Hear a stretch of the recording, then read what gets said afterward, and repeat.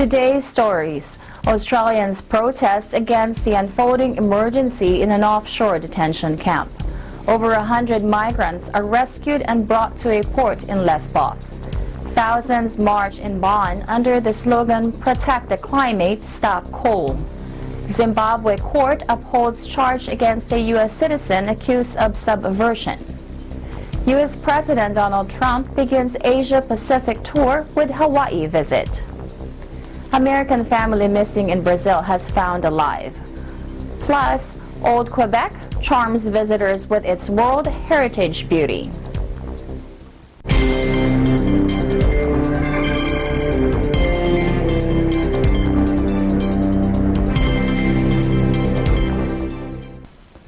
Hello everyone, I am Rose Papa Angeles, bringing you stories from around the globe. And this is Eagle News, Washington, D.C.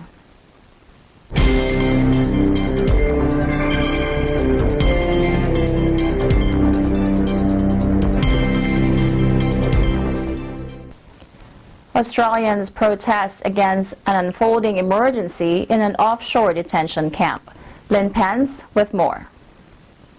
More than 1,000 people protested across Australia on Saturday against the treatment of hundreds of asylum seekers in an offshore detention center that the United Nations has described as an unfolding humanitarian emergency. The one solution that is practical, it's humane, it would be cheap, is to bring them here. About 600 men have barricaded themselves inside the camp on remote Manus Island in Papua New Guinea, defying efforts by Australia and Papua New Guinea to shut it.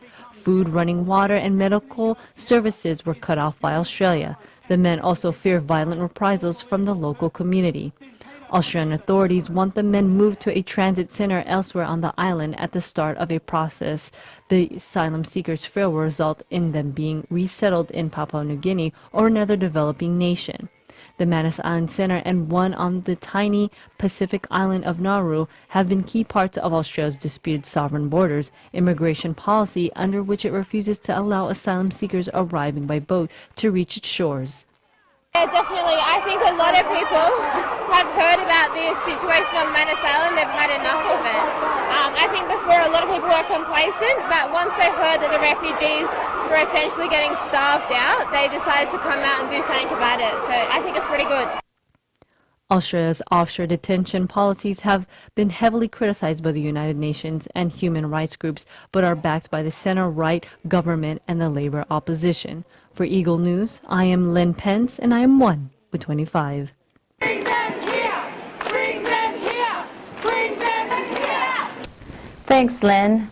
Over 100 migrants are rescued and brought to a port in Lesbos. Ace Ramirez reports. More than 100 migrants and refugees arrived on Greece's Lesbos island overnight on Friday and on Saturday morning. The Greek Coast Guard said a Frontex, European Border and Coast Guard Agency boat, collected 49 migrants on Friday night and transferred them to a small port in Skala Sikaminias on Lesbos Island. An additional 77 migrants were rescued by volunteers on Saturday morning, bringing the number of arrivals in Lesbos to 126. The migrants were provided with thermal blankets by volunteers, then transported to a nearby United Nations High Commissioner for Refugees, or UNHCR, refugee camp. At the moment, Lesbos is one of the most overcrowded islands in Greece. Official government numbers state that a few short of 8,000 refugees and migrants are currently stranded on the island, which can accommodate no more than almost 3,300 people. Ace Ramirez, Eagle News, 1 with 25. Here.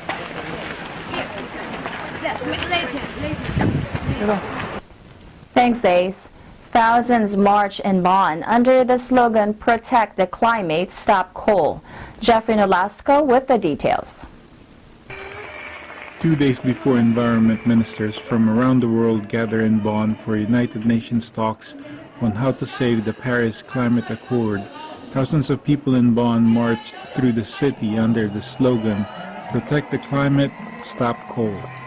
According to organizers, 25,000 marched through the streets of the German city on Saturday in a festive mood, chanting and walking with balloons of different colors in their hands.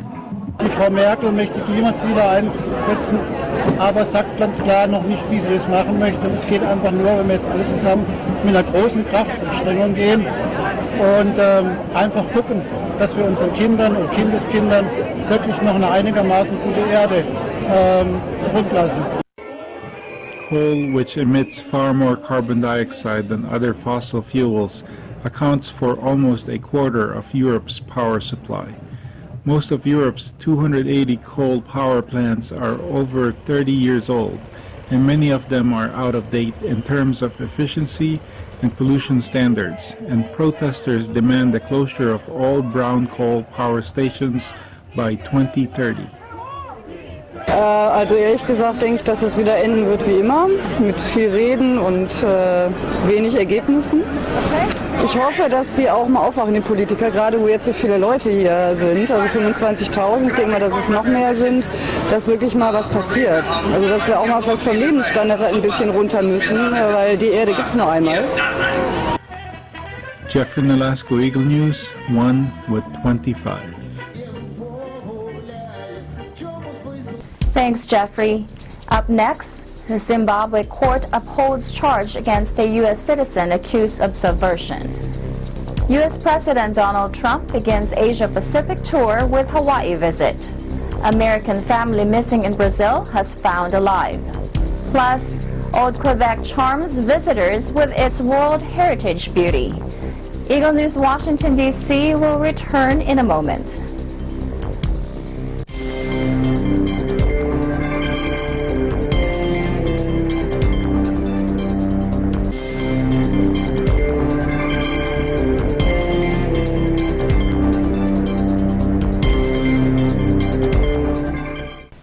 Welcome back. You're watching Eagle News, Washington, D.C. A Zimbabwean court on Saturday refused to strike down subversion charges against a U.S. citizen who now faces 11 days in Harare jail until her next court hearing. Mannix Amos with the details. Martha O'Donovan was charged on Friday with attempting to subvert the Zimbabwean government, which carries the sentence of up to 20 years in jail after police earlier accused her of insulting 93-year-old President Robert Mugabe. Lawyers of O'Donovan argued before Magistrate Nomsa Sarabata that police only informed O'Donovan of the more serious charges of attempting to subvert the government hours after her arrest, thereby violating the Constitution. But the magistrate said she was satisfied the officers complied with the law and dismissed the application. The Zimbabwean court refused to strike down the subversion charges. O'Donovan's lawyer, Obey Shava, said he would now apply for bail at the High Court on Monday. It was an initial remand. We did not deal with the bail application because it involves Section 22 of the Code, in respect of which bail has to be made in the High Court. So we'll be approaching the High Court on Monday for bail application. But what we then did was to challenge the legality of our client's arrest. We were contending that the arrest was not in compliance with the mandatory provisions of the Constitution, and in particular that the police officers were obligated to inform our client of the reason of arrest at the time that they arrested her, something which they didn't do. Unfortunately, the court was not with us on that particular issue, and as a result, our application was dismissed. Mannix Amos, Eagle News, 1 with 25. Thanks, Mannix. U.S. President Donald Trump visits Hawaii before he embarks on the longest trip to Asia by an American president in more than a quarter century, looking for help to pressure North Korea to stand down from a nuclear crisis. EBC's Hawaii Alfred Acenas reports. President Trump's two-week whirlwind tour of Asia Pacific is well underway, with his first stop here in Hawaii. Air Force One landed at Joint Base Pearl Harbor Hickam at about 1 p.m. on Friday. After receiving the traditional Hawaiian lei, The president, along with First Lady Melania Trump, were greeted by high-level civilian and military officials, such as Hawaii Governor David Ige and Admiral Harry Harris of the U.S. Pacific Command. This is Donald Trump's first visit to Hawaii as President of the United States.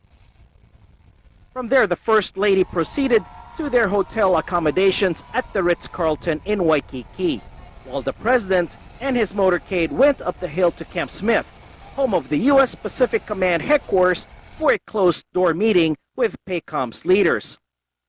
Senior officials accompanying the President included White House Chief of Staff, retired General John Kelly, and National Security Advisor Lieutenant General H.R. McMaster.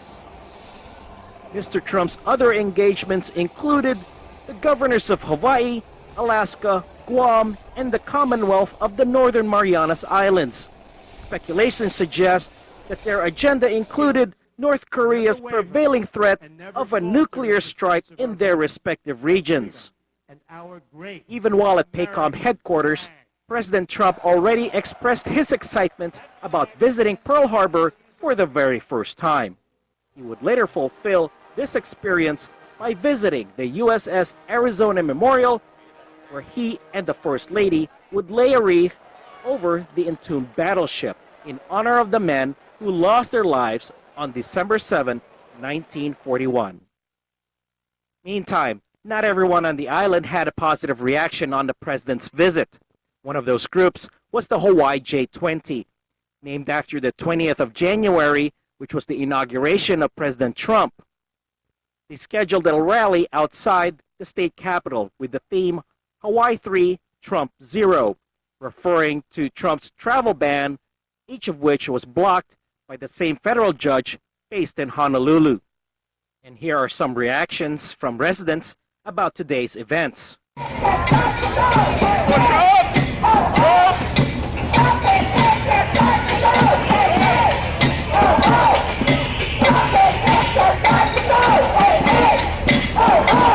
asked him to resign for the betterment of the country and the world.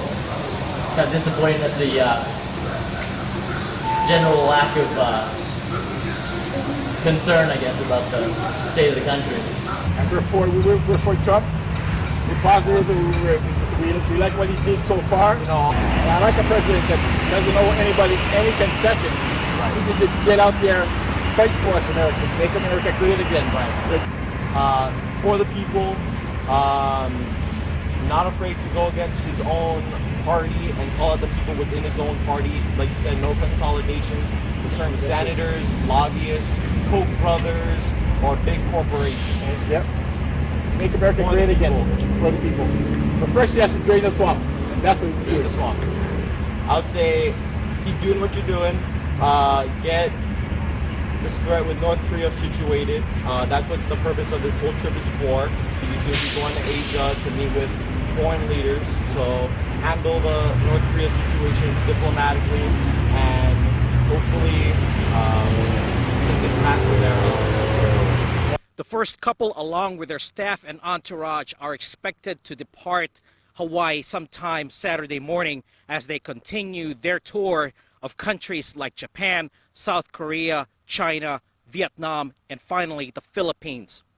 As of this reporting, there is no confirmation yet if the president will be able to visit the Demilitarized Zone, or DMZ, which is a high-tension, high-visibility military facility that borders South Korea with North Korea. Reporting from Honolulu, Hawaii, I'm Alfred DeSenes for Eagle News. I'm one with 25.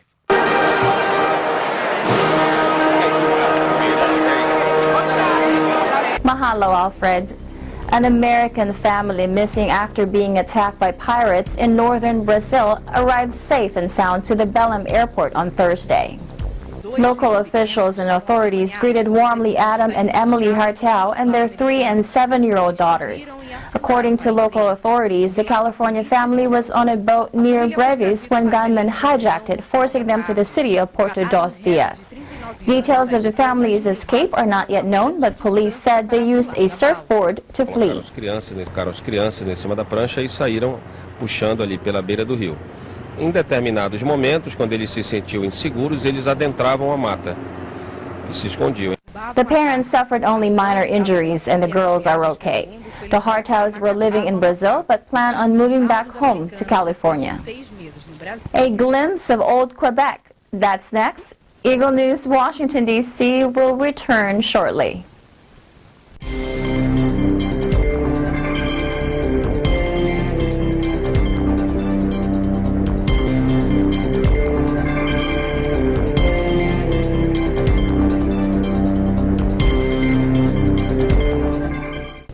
This is Eagle News, Washington, D.C. I am Rose Papa Angeles. EBC Canada's Arnie Aquino takes us to Quebec City, where the beautiful old Quebec charms visitors with its World Heritage beauty. Take a look.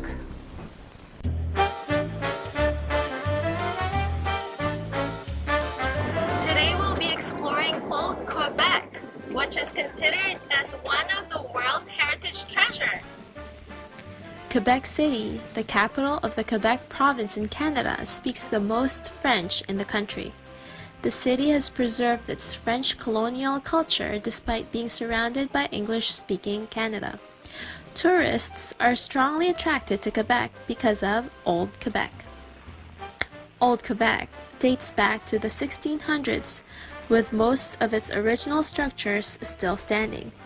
This fortified city within the city of Quebec visually transports anyone to Europe. Château Frontenac, the city's most famous landmark, stands within the walls of Old Quebec and overlooks the St. Lawrence River. Vendors line the cobblestone streets of Quebec as tourists and locals wander about the picturesque streets. Visitors of Old Quebec typically also head over to Montmorency Falls to complete a trip. Situated a few miles away from the core of the city is Montmorency Falls, where the Montmorency River meets the St. Lawrence River.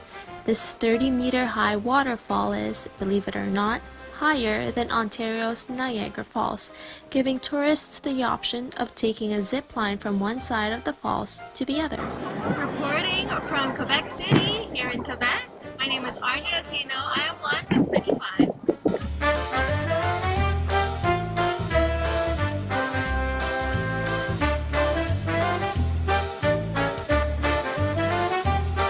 Thanks, Arnie. Stunningly beautiful is an understatement. That is today's Eagle News, Washington, D.C. Join us again tomorrow as we bring stories that matter to you. Visit our website at Eaglenews.PH, like us on Facebook, and follow us on Twitter at twitter.com/EagleNewsPH.